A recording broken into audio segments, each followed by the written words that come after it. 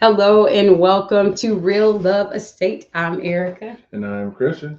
And we have, listen, I always talk about the guests that are noteworthy, like you need to get your notepad out because they're about to drop some nuggets. Today, it's noteworthy. It's always noteworthy, but this is extra noteworthy because I'm biased. We got the South Carolina connection going on today. We have a powerhouse. Not only do we have an attorney, they also have a heart for the community. They are feeding the community, bringing you all the goods and such a powerful couple. So when you hear power couple, I think of Marc and Kiera Brown. That's who we're talking about. So welcome with us to Real Love Estate. Marc and Kiera, how are y'all doing today? Hey, Doing good. Ready to go on good. We're Yes. making how y'all doing? it. We're doing good. Yeah, we're doing great. It's been a long day, but we're thankful and ready to do a wonderful episode. So I'm glad we all have you here. Yes, Yeah, excited Yeah. about it. So we want to first jump in for those that may not have connected with you. Can you tell us just a little bit about yourselves, a little bit about your background? Well, I'm Kiera. I'm a pharmacist. I went to the University of South Carolina for undergrad and then went on to MUSC for pharmacy school. So I've been in South Carolina for quite some time. This is definitely my home. Me and Mark has actually met while I was at USC. And he's an attorney. He'll tell you about himself, but we also have a franchise restaurant that we just opened. So we're navigating attorney life, pharmacist life, and restaurateur right now. So it's really interesting. yes, and it's y'all know, or it's saying on there, I'm Marc Brown, even though she called me by my full government a minute ago. Sorry. Anyway, My name's Mark. yeah, I'm Marc now, but I am an injury lawyer, based in South Carolina, also working and licensed in Georgia. A big foodie, which it has caused me to put on that, that freshman 15. Well, now I became an adult and I put on about that adult 40. But, we are here and happy to speak with y'all today. Awesome. Listen, so we had a couple from Clemson already. So now it's the battle of USC because we're in North Carolina, so we got to deal with the Duke and Carolina. But we just had our Clemson guest, so we're gonna see how it goes with our USC. Right. I'm torn. I think I'm a Gamecocks fan though. I think I'm Good, going good for the Thank choice. Gamecocks you. Good Thank choice. this you. episode. She even saying that this episode, last episode, she didn't say that. We'll take that. I'm gonna tell the truth. Yes. So let's jump in. I think it's so dynamic. You kind of shared the story. Chris, you want to kick us off with our first question of the story of how they met or what before I Well, it sounds like you kind of just asked it, but I can get there. So Mark, tell us the fairy tale that you kind of met her in, and how you made that happen. As far as when did that start for you all? Oh, you asked the right person because I'm gonna tell No, the truth. listen. Okay, we have a PG answer. I'm giving a real answer. So, in a past life, I was a party promoter, right? So I'm in the club, and it's the end of the semester party, Club Dreams, Columbia, South Carolina. I'm in there, and I turn around, and I see this girl over there bobbing in the corner. Like I ain't never seen her before. So I'm watching her, and then I didn't have the confidence to approach. So I what I did is I saw a group of her friends, so I started talking to them so that I can get into the group. And I was lucky enough to work myself into the inner circle. And you fast forward a couple years after that, and we were dating.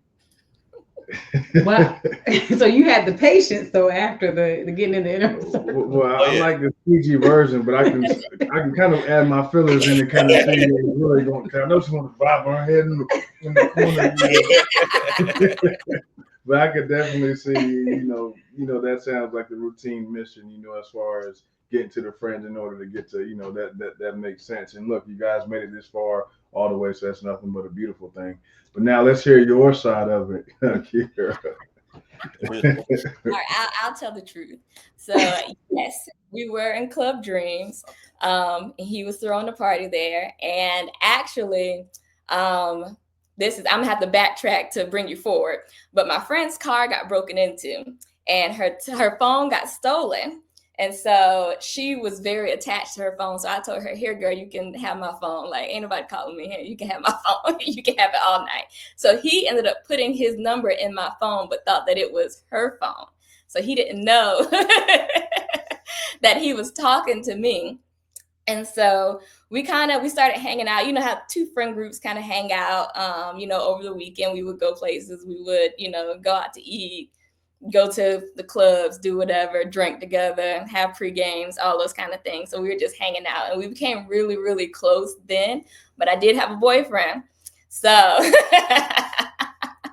well, she got a boyfriend after we first met. Yeah. And then that's why it took a couple years. And we met in 2009, and we started dating in 2012.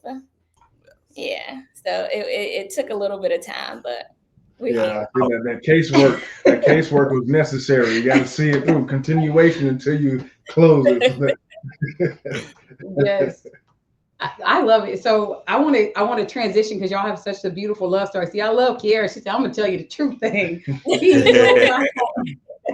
But to transition, how was that experience learning more about one another? And because we can see it now with the incredible vision, how you're doing business together, and you're the pharmacist, he's the attorney. How did y'all come together and then transition into your career and understanding like the vision that you are now walking in?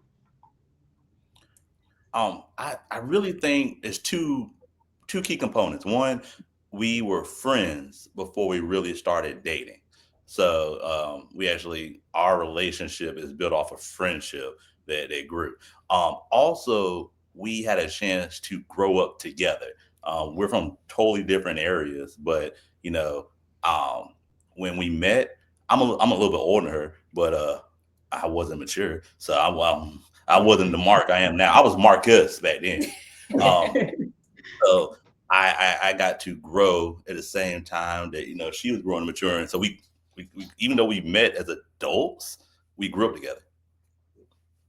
Yeah, I would say the same thing. We kind of went through different stages of life together, which kind of puts us in a situation that's a little bit different from when you meet each other when you're already working and have everything together and you're used to your own life. Like I guess we never really got to experience that because we've been together for so long. Like we've always had each other to lean on. And I think that's what we figured out throughout the years. I mean, of course, there are bumps. We go up and down. I almost broke up with him when he ordered an anchovy pizza. Like it's I was breathing all in her face. Like I said, we went through a whole lot of seasons together, and we stuck it through. So it's just out persistence and understanding and not being selfish when it comes to things that's going on in your life, considering another person, I would say. Yeah. That's good. Well, I would say anchovies pizza, though. That's a line you got to draw somewhere.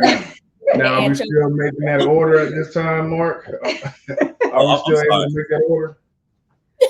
So now I'm allowed to eat anchovies. I just can't talk to her right after. And if we get half and half pizza, I got to get my own box.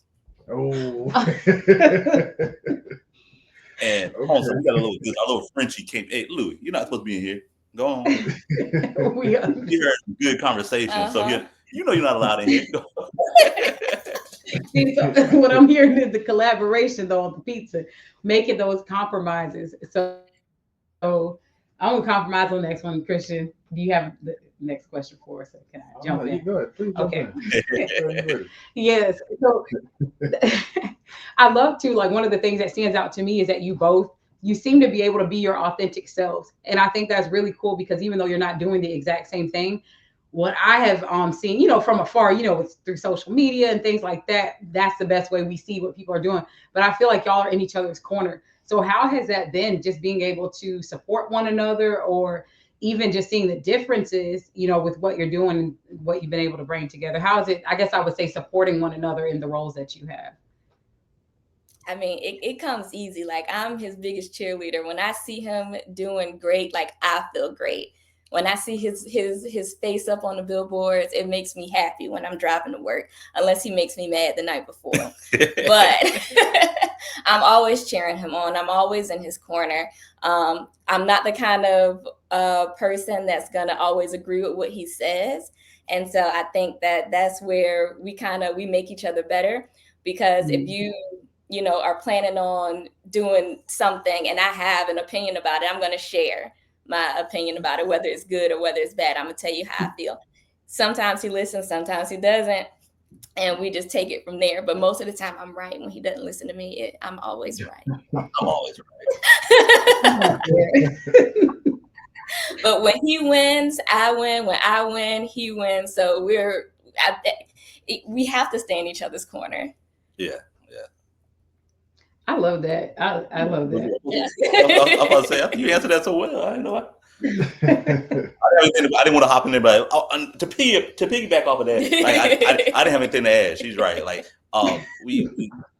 we're always supportive of each other, and you know, we really balance each other out, because Kiera thinks things through, and I don't most of the time. I'm what? Yeah, let's do that. Come on, and I'm quick to make a plan and just start moving forward. And Kiera, well, let's consider this. Let's talk about this. Like, oh yeah. But on the flip side, if I was by myself, I would be thinking forever and nothing would ever get done. So yeah. So we complement each other. Yeah. Definitely the balance. I would say Christian's like that. I joke about it, but Christian is so thorough. Like if he makes a decision, trust and believe there's been 10 years of data research. He's backing it up. So I know when it happens, it's going to be on point, because he's measured it 400 different ways. And I'm more like, you know, we'll figure it out, you know, kind of down the line, but he's definitely the researcher. I will piggyback off of that. With that being said, you heard it from her, and she still sometimes won't take what I'm saying and then if it happened how she wants it to happen, and it'll come back and say to me, well, I know you were right, you know, but I told you already before it happened. You know, I got all my research. But sometimes she still wants to see it her way, and I'll let her do it, and I'll be right there to help her when she comes back to me. So exactly. You don't even have to say I told you so anymore, right. because I'll just let it happen. Yeah. But I told you so, because I won't go down a rabbit trail. But today he actually put on his doctor hat and made a resolution for our daughter, and I had to acknowledge it in the doctor's office. Like, yeah, Christian did say. Yeah, and I quote, the doctor said, "Dad really took care of the baby and made sure she was fine." The doctor said I already done, you know, before we got that checked on in the last few days and everything like that. And she's just looking, I need this on the record. Please record this or something. You know, be able to play it back. But I will say the next question, you know, at least that I was thinking, where you are now, as a couple, and you know, with your balance and things that you were able to work towards. And you talked about a lot of different seasons. What were some of those things that you kind of had to learn from each other in the ways of being able to support each other?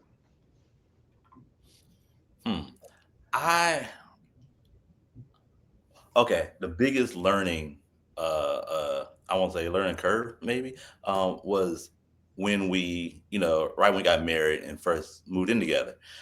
We'd known each other since 2009, and we got married in 2018. So we'd known each other almost a decade at the time we got married, and we spent so much time together. It's different dating versus being married and living together. So you started like, wait a minute, I didn't notice that before. And then, you know, and I'm doing things that bothers her. and it's like, and it's a weird situation where you like, you're surprised by something because you thought you knew everything about each other, but you haven't had that experience. Then it's also a beautiful thing because you have to learn I had to learn how not to annoy her, not to bother her, but also making sure to learn how to better take care of her and make her happy. Where I thought I knew how, but now we live together, we run together all the time. And that was a good learning experience. It wasn't good while learning, but after learning, it was a good experience. And then coming to realization when we argued, it wasn't no hanging up the phone or all right, I'm gonna head on out. Like, oh, we live here. All right. So But yeah, that's part of the growing pains of marriage. Like you in going through different seasons. So yes, you feel like you know everything up until that point, everything's going well, then something happens and you're like, okay, now we have to adapt and we have to learn from that. And once you do that, the next few months something else happens and you have to learn how to adapt and learn from that, and you just have to keep moving forward. And I think like the hardest thing is just like not giving up, because we didn't want to give up. We didn't want to, throw away everything that we had. So we have to, it's like we didn't have any choice. Like we have to work through these things. We have to get to the next step. And then you get to the next step and something else comes and you got to learn that too. all these steps. Yeah. And I mean, and after all this time, like we're still learning. We're still learning each other, and we're still learning from one another as well. Like I would say, we were both studious people, but he is a great student. Like he will sit, he loves to learn. I somewhat have ADHD. Like my learning is in I have to take it in doses, you know what I'm saying? So like whenever, we're starting a new venture or learning something new, he will sit at his computer and research everything as well. And he takes the time to really learn everything, and then I have to sit and kind of do the same thing, but it takes me a little bit longer because I'm so like all over the place. Like I got to figure out this, oh hold on, now I got to figure out this, now I have to bring it all back together. So I think we're learning that from each other. He's more honed in and focused. I'm a little all over the place, but I can bring it back. That's good. I mean, Mark, you definitely said something to me as far as like wait, I live here type of situation. So it's like, used to going from the dating phase to, all right, we're living together, we're married. And I'm like, I think about myself when you said that. And the first time she locked the door on me and out of our bedroom because she was mad at me. So I'm like, well, where do I go? It's like, well, we're in this, but it's like, well, she just locked the door and the kids have their room. I don't even want to go drive anywhere, but it's like, well, see what happens, but being met with that in that first moment, but then kind of understanding like we're going through it. And I would say that only happened one time. I'll let that be known. I have to take the door down if I have to or something. You go be with me. We go make it. Full transparency moment. I've done that a couple of times. I've locked him out. He has gotten to the point where he will take the hanger and he'll open the door and he'll just come on in. That's right. We'll get it over one way. Hey, I'll stay on my side of the bed. You can be mad right there. Yes. Listen, if you're watching, stay tuned for when the Door Lock series is coming out. Oh my gosh. So I have another question, because what stands out to me too, Mark, you had a transition in your career going from being on the defensive side as a defense attorney, now standing in for the community. And then Kiera, your background, in pharmacy, and then you all bringing this, and I can't wait to talk about the restaurant, but bringing, this restaurant into the community. So what comes to mind for me is pivoting, because I feel like a lot of times we can be afraid, like, no, this is the road I'm supposed to be on. I can't change it. This is, what I was supposed to be doing. What advice do y'all have for people to know when it's time to pivot and to be okay with that? Or add on, not just pivot, but, increase the streams and opportunities. I said, when you are no longer learning in what you're doing, or you're no longer happy, like life is too short to, be stuck in a place where you're not happy. Life is too short to be stagnant. So if you're not growing, if you're not learning, you have to change something. For instance, I started out in the grocery stores with pharmacy. So I was a grocery store pharmacist, which, was great. I still was in the community because that's one thing that I really, really love. So I love doing that. But now that I'm working with a nonprofit, it's a little bit different mentality that I have as a pharmacist and dealing with patients. So I'm still learning every day. Every day is different. Every day is challenging when it comes to working with a nonprofit. But at the same time, if you don't have those challenges, you're not going to grow. If you don't have those hard times, you're not going to grow. So, yeah. And it's crazy because, like, for anybody watching, we didn't know these questions that were coming to us.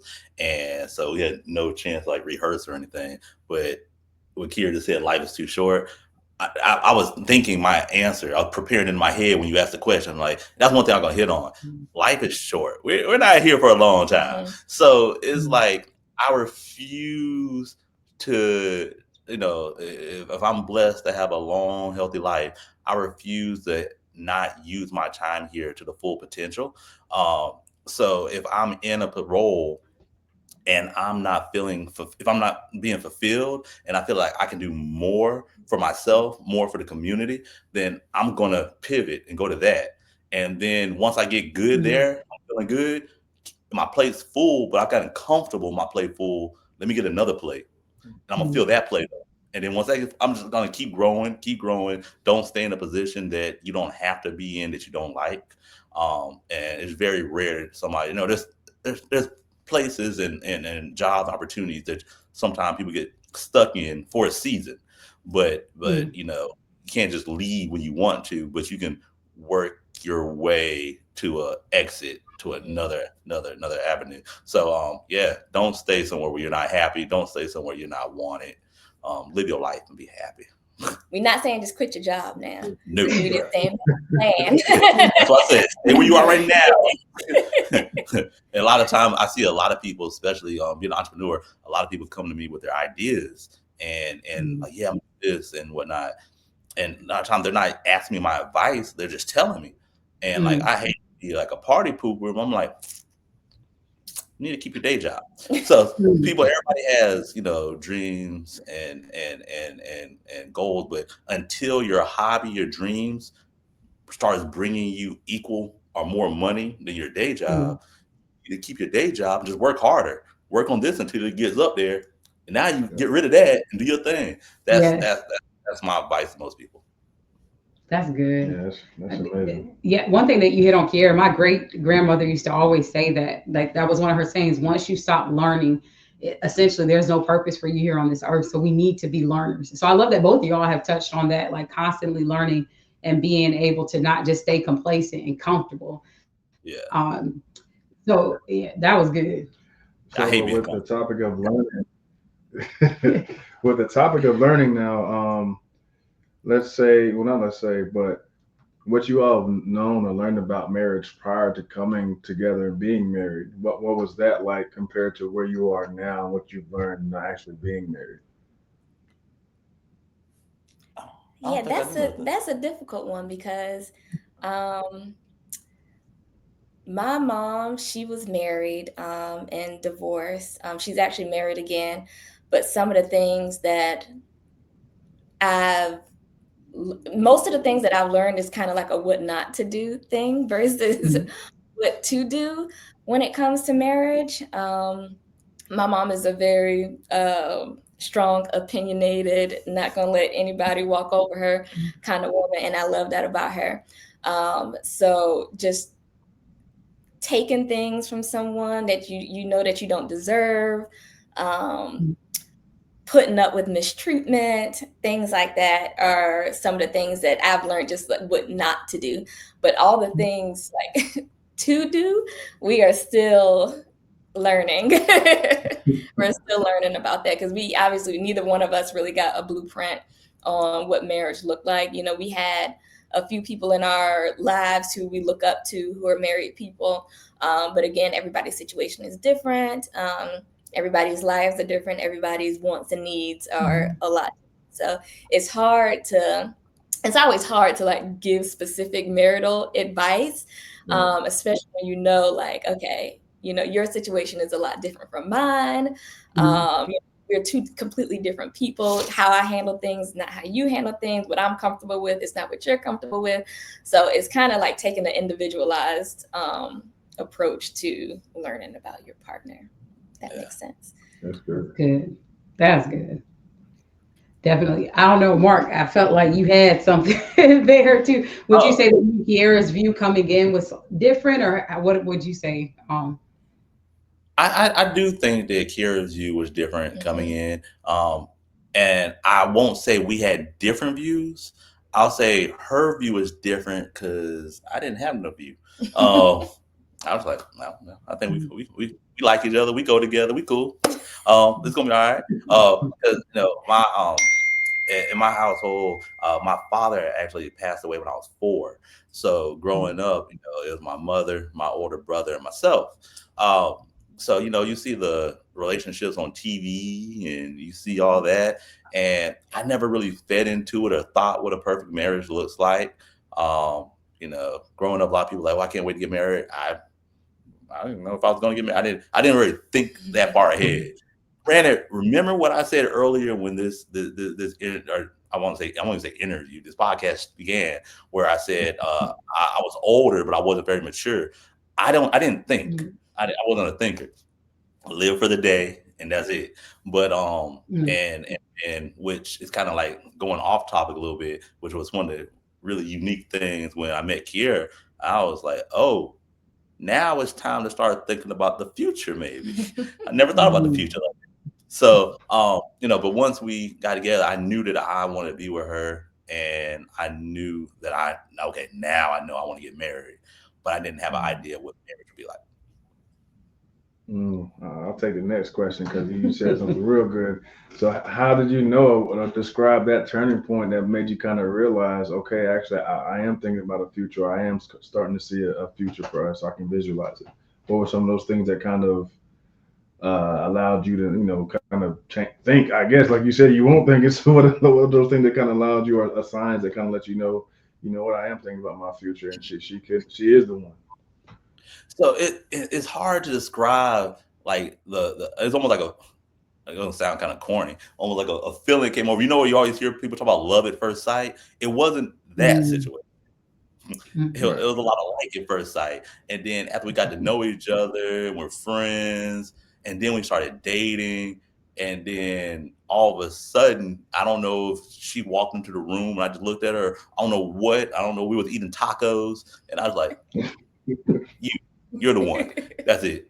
And I don't know. Life got easier at that point. Wow. That's good. That's always a question on everyone's mind. What was that confirmation? I would love to know from you, Kiera, where you're like, you know what? This is it. This is where I'm supposed to be. It's funny because I was the one that said I love you first in our relationship. And people are always really surprised. But I did, and I just said it. And again, it was just a feeling that came over me. And I'm like, okay, I'm just looking at him like I really enjoy spending time with him. And probably the one thing that's a really weird thing, I'm not a phone talker. I don't like to talk on the phone a lot at all. And I get a lot of flack from my mom, my sisters, because I'm like, I like to talk about what we need to talk about, and I want to get off the phone. I don't want to sit there on the phone all the time. But with him, I would talk to him for hours, or we would just be sitting there and talk about the dumbest things. And it just, we will start at point A and end at Z. Like, it was just ridiculous. I'm like, how? I can't even, sit on the phone. Like, my mom would annoy me by the time, I'd be like, please get off the phone. But I would sit and talk to him. And I'm like, how are you the only person that does not annoy me on the phone? Like, to this day, I can just call him and, we don't have nothing to talk about. Something comes up. I mean, we married now, so.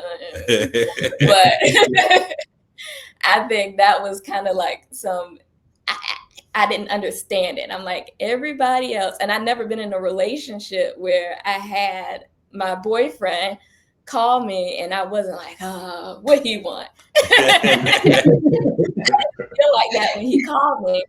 And, we were apart for some time. Like, we were long distance, a really good chunk of our relationship. So it was always like a breath of fresh air. Like, when I see him calling, I'm like, yeah, that's my husband. He calling me. I know that's right. I still get excited.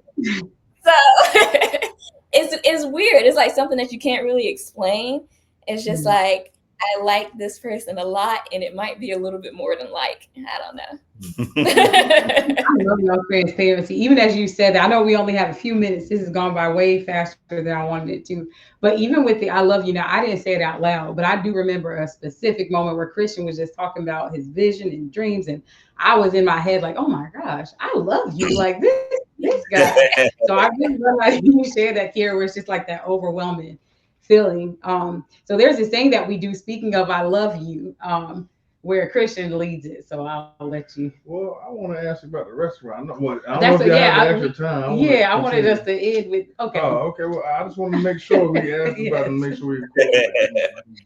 But okay, well, this segment though, basically with our guests, what I do is we'll ask them, real love is, and you kind of fill it in whatever comes to your mind. So it can be a word, it can be, a continuation of what your definition will be of what real love is.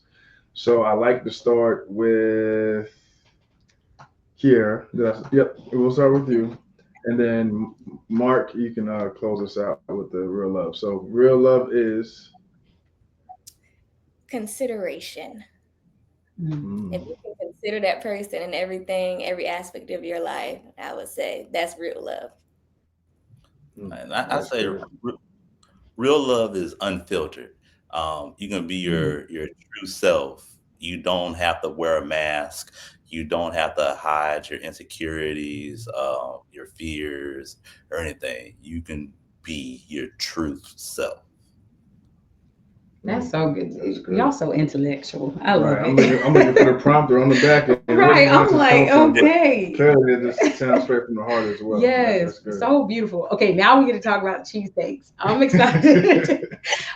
Listen, y'all are taking over the world. Y'all have taken a leap, and it's so amazing to me because I feel like when people have already been so successful, it's easy to get complacent. Like you said, Kiera, Mark on a billboard, you out there helping the community. What tell us all about the cheesesteaks, the mission behind it, because I know that it's something that you have shared before, that it's heartfelt. It's not just any type of restaurant. You actually love the story behind it. So shamelessly plug, tell us all about the restaurant, how it started, and how people can go and taste for themselves. And we'll let Kiera take this one since she is the Philly native. So yes, so I'm from Philly, and obviously I love me a good cheesesteak. I introduced Marcus to an authentic cheesesteak, and he loved it as well. So Big Dave's is run by Derek Hayes, who is also a Philly native. He's also from West Philly. We have like a lot of different connections with our families in West Philly as well. So it kind of like when I say like the pieces just fell into place, like the pieces really just fell into place. So one, like I said, we love food, and we've been talking about opening a restaurant or a bar or something with some type of snacks, eats, something, because we're big foodies. Like we travel to eat. We genuinely love food. And so like the opportunity to try to bring something to Columbia, we couldn't turn that down. So one, we really, really believe in this brand. We really believe in this brand. We really believe in the mission. Derek does a lot of work in the community. He does a lot of work with different entrepreneurs. He's consistently trying to, feed people who are less fortunate than he is. He's consistently trying to pour into upcoming entrepreneurs. So it's just something like the brand itself and the CEO, we just truly believe in. Like, and we told ourselves that we wouldn't work with the brand that we didn't believe in. Yeah. We wouldn't work with the brand where we didn't enjoy their food. We wasn't going to work with the brand where we didn't believe in the mission. So the food, top tier, mission, top tier. And we get the opportunity to really fill in this restaurant business. Like, most of the time when you have a franchise, they have like, step 1, 2, 3, 4, 5. This is everything that you have to do. These are the people that you have to use. Big Dave's is very fluid in that. So, and they take our opinions, into consideration, which we wouldn't even expect in that, but they ask us for our opinions for certain things. And, we're really like, we feel like we're truly a part of the brand, which is amazing. And we truly just love, like, overall, we just, every part of it, it goes with what we believe in. And a lot of times people, when they look at opportunities in business, it's chasing dollars, chasing money. And I think, honestly, that's one of the biggest mistakes you can make in life, which is one of the reasons why I left the defense side and came over to the plaintiff side. Because just real briefly on that, the defense side, they call it like the golden handcuffs. We're one of the largest firms in the country, and they paid us a lot of money, but life wasn't great. I wasn't fulfilled. Took a pay cut, came over to the plaintiff side, and now doing a lot better than I was on the defense side. So you can't chase the money, chase Wow. happiness, and the money will come.